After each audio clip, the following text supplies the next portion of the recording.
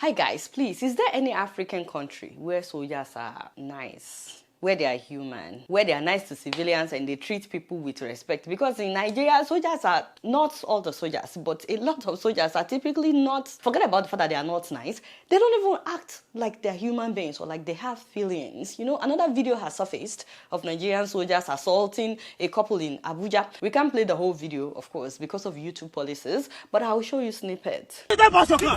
How did I pass your car? How did I pass your car? How did I pass your car?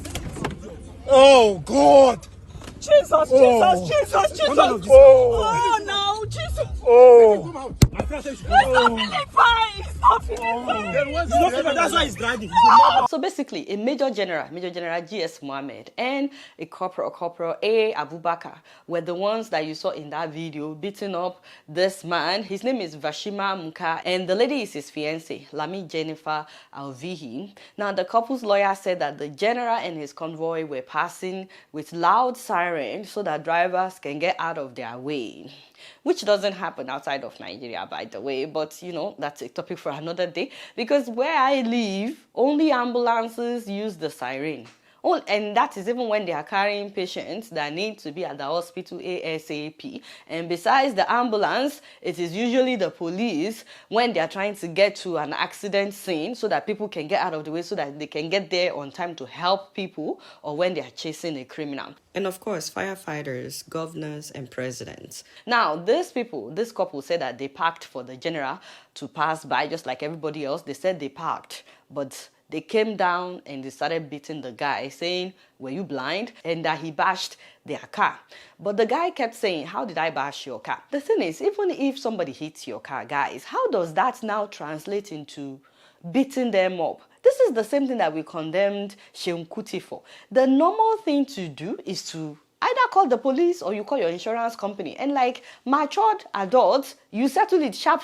Everybody moves on. How does that translate into beating up somebody? Because imagine if the reverse were to be the case, if the soldier was the one that hit the civilian's car. So is the civilian also allowed to beat up the soldier?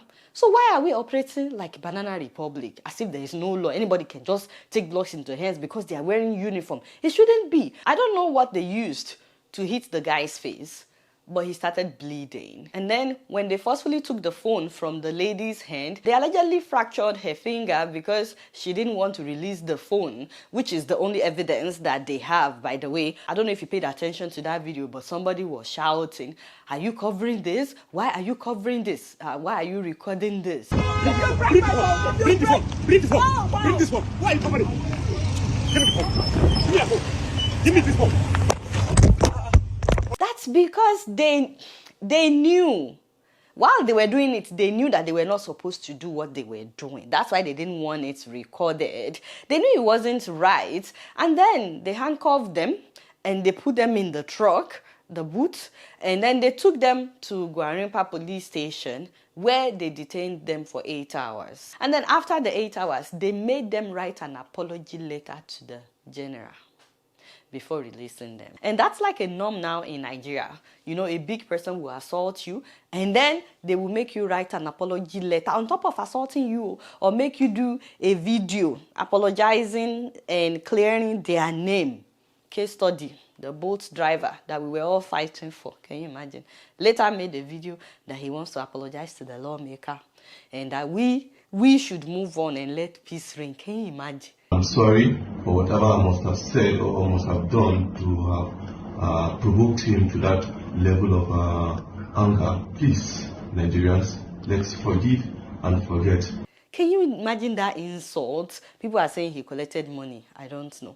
Anyways, this couple, they are suing. Guys, I really don't know whether they hit the general's vehicle or not, or whether the general felt like they didn't move out of his way as quickly as they should have. I really don't know what happened, which again is not done anywhere else except in Nigeria. People don't move out of the way because a military personnel is passing by. But either way, it is heartbreaking that some Nigerian soldiers still treat civilians like this. I mean, it's gotten to the point where people have now accepted this ill treatment by the men in uniform, such that some people may hear about this story and guess who they will blame? The victim. They will even blame them for talking back to a soldier or for asking, how did I bash your car? Or they will say, why didn't they get out of the way quickly? It's like we've normalized abnormality.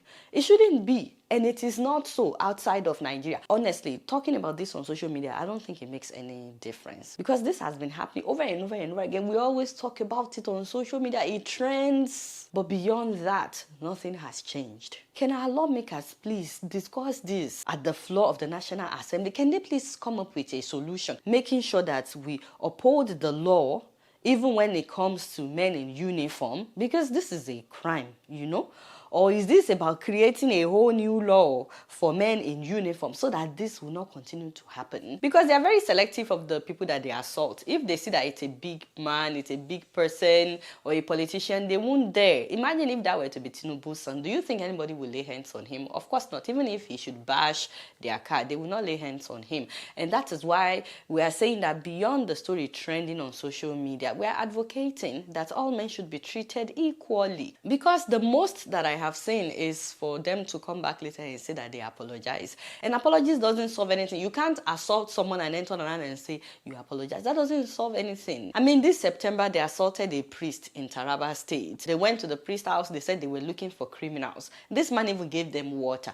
Later, they came back. They beat up the people working for him. In the process of him trying to rescue his cook, and all, they started beating up the priest as well. And he said to them, I'm a priest. He had introduced himself as a priest, a Catholic priest. So they beat up this priest. They beat up the people working for him, his cook, and so on. One of the people they beat up lost an eye. You beat up somebody, you took away somebody's sight. You now say you apologize. What is apology supposed to do in the life of someone that is now blind because of power-drunk soldiers? They are supposed to protect civilians, by the way, but now they are seen as terror. So I think beyond stories like this trending on social media, I think it is very, very important for our lawmakers to find a solution, because we have laws against assaulting people, harassing people. It's just that when it comes to men in uniform, it's like the law turns blind eye. Unfortunately, we've had instances where lawmakers were the ones assaulting people, so I don't even know who we can turn to. Finally, I want to thank the soldiers that are not abusive, soldiers that treat people with dignity and treat people with respect, because we have soldiers that are human. Not all of them are acting like this. So thank you so much. So honestly, I want to hear from you guys what you think about this story, especially what you think can be done to change this so that this doesn't continue to happen. And don't forget to subscribe, guys, if you're yet to. And please follow me on Facebook, TikTok, and X. Until next time, I'm going to see you later. Peace out.